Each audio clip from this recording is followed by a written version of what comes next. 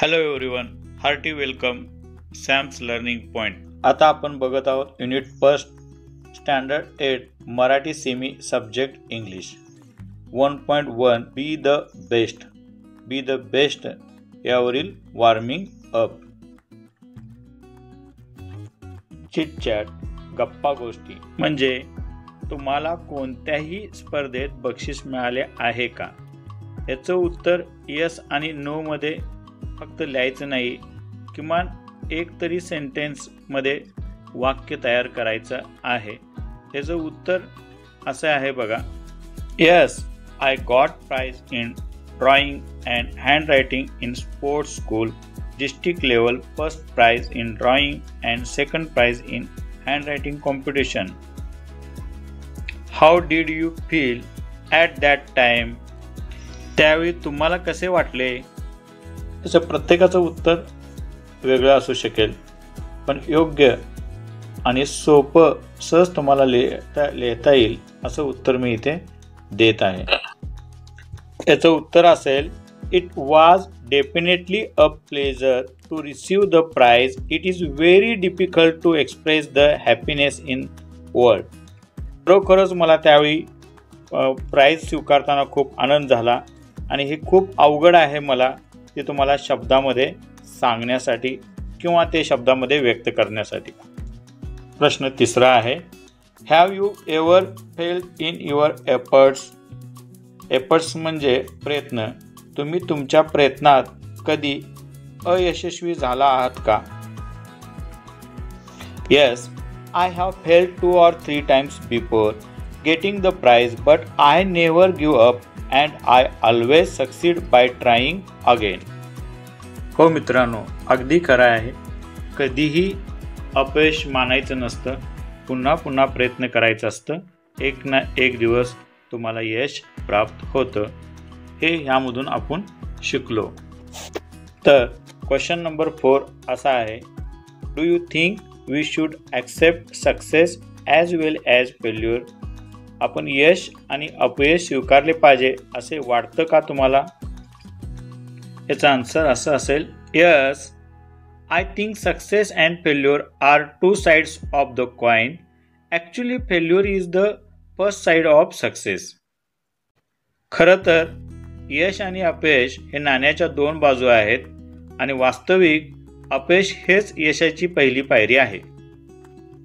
Question number 5, what will be your reaction if you are not selected in a team? तुमची टीममध्ये संघात निवड न झाल्यास तुमची प्रतिक्रिया काय असेल? याचं उत्तर असंही लिहू शकतो आपण, I will be sad if not selected in the team but will not give up and will try again. प्रश्न बघा. A, read the following set of words. खाली दिलेले सेट मोठ्याने वाचा. बघा, सेट असे आहेत. A, river, stream, sea, ocean. B मध्ये hill, stone, mountain, rock. C मध्ये plant, sapling, tree, seed, child, adult, baby, youth. Question number 1 मधील बी प्रश्न असा आहे, rearrange each of the above sets of words according to the increasing order of their size and growth. वर दिलेले set पुन्हा मांडणी करा. त्यांच्या साईज आणि ग्रोथनुसार चढत्या क्रमाने आपल्याला मांडणी करायची आहे. रिअरेंज अशा पद्धतीनं केलेलं आहे. Stream, river, sea, ocean. B, stone, rock, hill, mountain. C, seeds, sapling, plant, tree. D, baby, child, youth, adult. Second questions.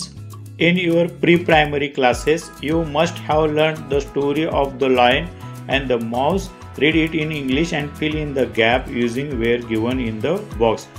खाली जे आपल्याला बॉक्समध्ये शब्द दिले आहेत त्या शब्दाचा वापर करून आपण प्री प्रायमरी क्लासेसमध्ये म्हणजे प्राथमिक शाळेमध्ये उंदीर आणि सिंह आणि उंदीरची गोष्ट ऐकली होती, ती गोष्ट आपल्याला इथे पूर्ण करायची आहे. स्टोरीमधील गॅप फिलअप करण्यासाठी भरण्यासाठी हे शब्द वापरायचे आहेत.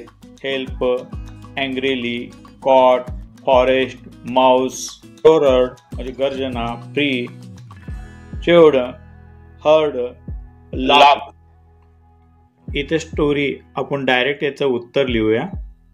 अ lion was sleeping in a forest. A mouse started playing on him. The lion got up angrily. He caught the mouse and was ready to kill it. The mouse begged the lion to leave it and said that someday it would help the lion. The lion laughed and let it go. One day the lion was caught in a net set up by hunter. He roared loudly as he tried too hard to escape. The mouse heard the lion and came it, chewed off the net with its sharp teeth and said the lion, "Free." तर moral of the story काय आहे? Doing good brings good.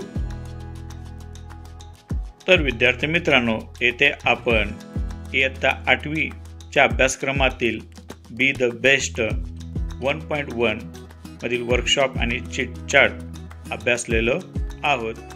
Video आवडला असेल तर like आणि share करा. पुढील व्हिडिओमध्ये आपण पोएम घेणार आहोत.